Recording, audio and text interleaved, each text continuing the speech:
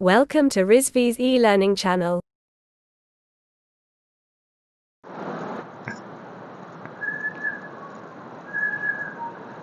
Good morning to all of you.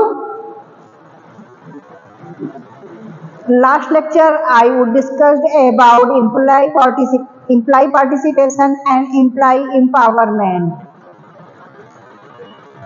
Today I will discuss about employee objectives of employee participation and उसके importance of objectives of employee participation and advantage of employee participation. Firstly, I will remind employee participation क्या हम लोगों ने पढ़ाया था उसको हम discuss कर लेते हैं, उसके बाद हम वन बाय वन ऑब्जेक्टिव्स को बताएंगे. एम्प्लॉय पार्टिसिपेशन मीन्स होता है एम्प्लॉय को ऑर्गेनाइजेशन के डिसीजन मेकिंग जो भी प्रोसेस होता है उसमें उनको इन्वॉल्व करना.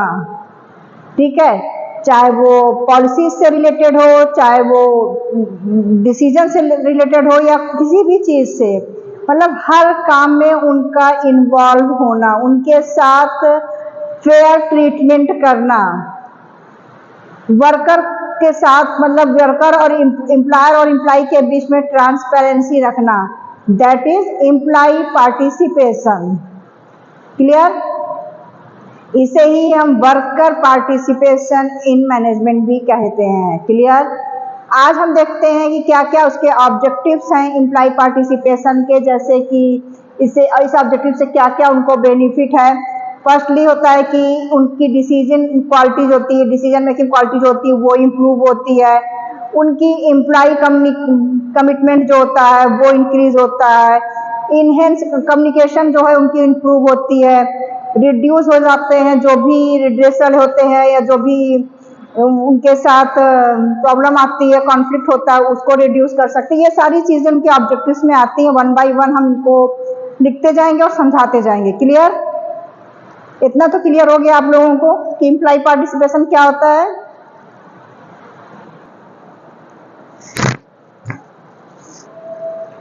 Okay, objectives of employee participation and advantage of employee participation. One by one हम चीजों को क्लियर करते जा रहे हैं. फर्स्ट टॉपिक हमारा है improve decision quality. It means employee के पास वर्क प्रोसेस का फर्स्ट हैंड नॉलेज होता है जिससे डिसीजन बेटर बनते हैं. ठीक है, क्योंकि एम्प्लॉय ही है जो काम को फिनिशिंग तक मतलब गुड्स तक को मतलब एक रफ मटेरियल्स को फाइनल गुड्स तक ले जाता है, तो उसके पास सारी नॉलेज होती है, इसीलिए इसको कहता है फर्स्ट हैंड नॉलेज. तो इसलिए ये अच्छा मतलब एक अच्छा डिसीजन ले सकते हैं. क्लियर? सेकंड है increase employ commitment.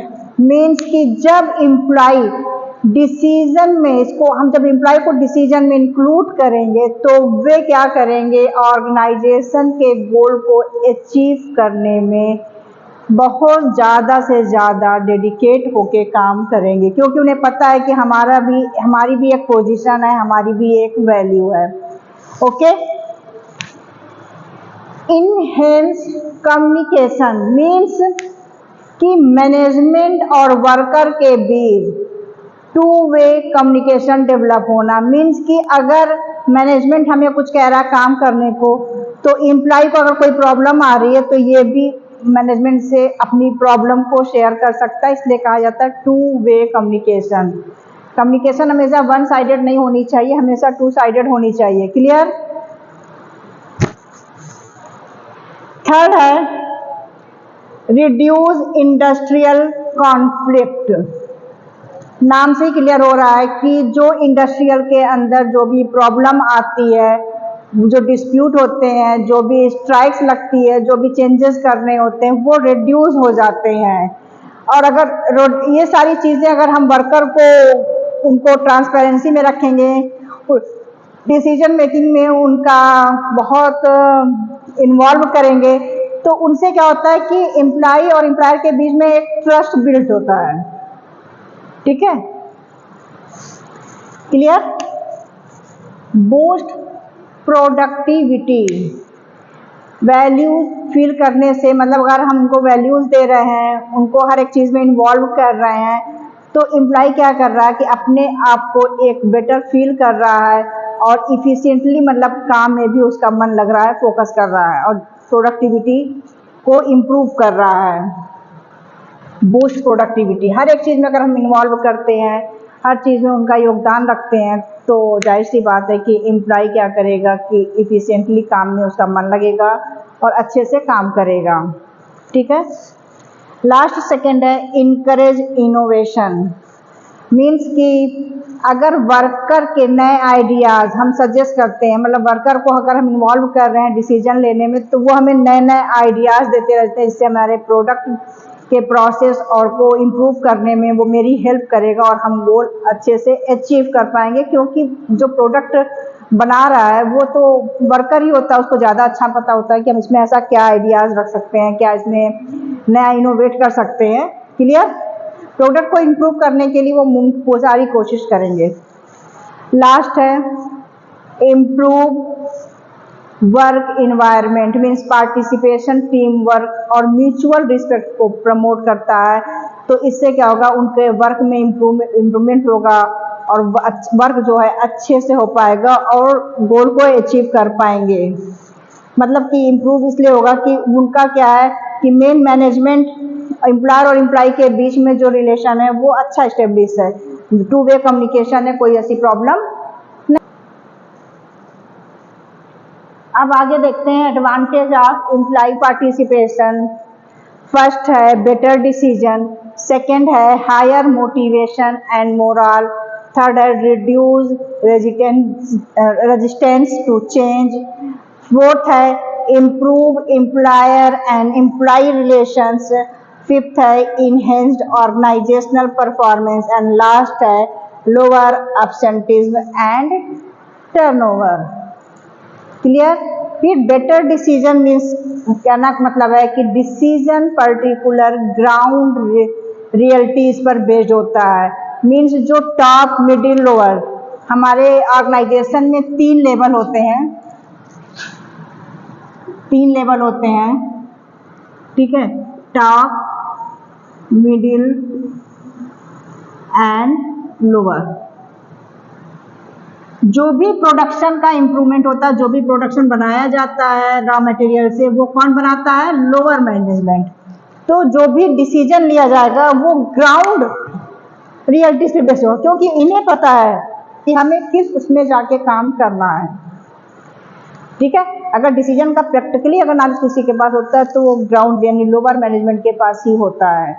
Higher motivation and morale means कि एम्प्लॉय को अगर हम रिस्पेक्ट दे रहे हैं, ठीक है, एम्प्लॉय को अगर हम हर एक चीज़ में इन्वॉल्व कर रहे हैं, उनका डिसीजन मेकिंग मतलब डिसीजन मान रहे हैं, उनको हर एक चीज़ में, उनको पॉलिसीज में इंक्लूड कर रहे हैं, हर एक चीज़ में ऑर्गेनाइजेशन क्या है कि सारी चीज़ों को ट्रांसपेरेंसी रखी है, तो वो क्या करेंगे, मोटिवेट होकर काम करेंगे और उनका जो मोटिवेशन है, जो उनका मोरल है, वो भी बूस्ट होगा, वो मोरल होगी। ठीक है। थर्ड है reduce resistance to change. Means जब एम्प्लॉय प्रोसेस का पार्ट होता है तो चेंजेस इजीली एक्सेप्ट कर सकते हैं। मतलब जो भी प्रॉब्लम, जो भी चेंजेस होने होंगे वो इजीली रिड्यूस हो जाएंगे, इजीली चेंज हो जाएंगे।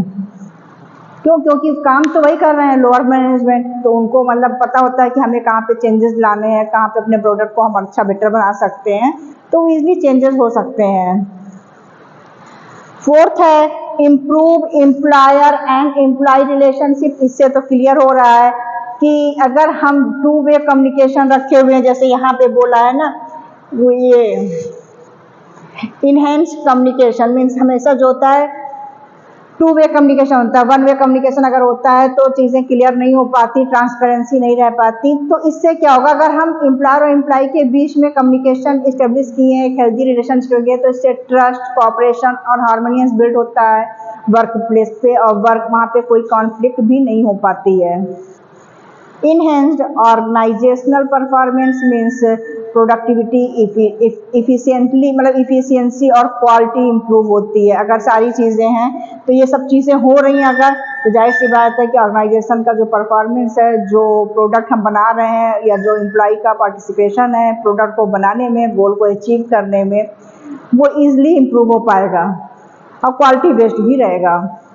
लास्ट है लोअर एब्सेंटिज्म एंड टर्नओवर। हर एक चीज़ उनको अगर एम्प्लॉय को के सामने हम रख रहे हैं, उनको हर एक चीज़ में फ्रीडम दे रहे हैं, उनके बीमारी पर उनको ऑटोमेटिक छुट्टी दे रहे हैं, तो ये जो एब्सेंटिज्म होती है ऑर्गेनाइजेशन के अंदर वो कम हो जाएगी और एम्प्लॉय का जो रिट्रेसमेंट है, जो टर्नओवर है, वो भी कम हो जाएगा। टर्नओवर मीन्स मतलब एम्प्लॉय जो है जल्दी जल्दी कंपनी छोड़ के चले जाते हैं, वो कम हो जाएगा। क्यों? क्योंकि उनको सारी फैसिलिटी उनके अकॉर्डिंग सारा दिया जा रहा है, उनको उनके सामने ट्रांसपेरेंसी रखी जा रही है, कोई भी पॉलिसीज बनाई जा रही है, उनको इंक्लूड किया जा रहा है।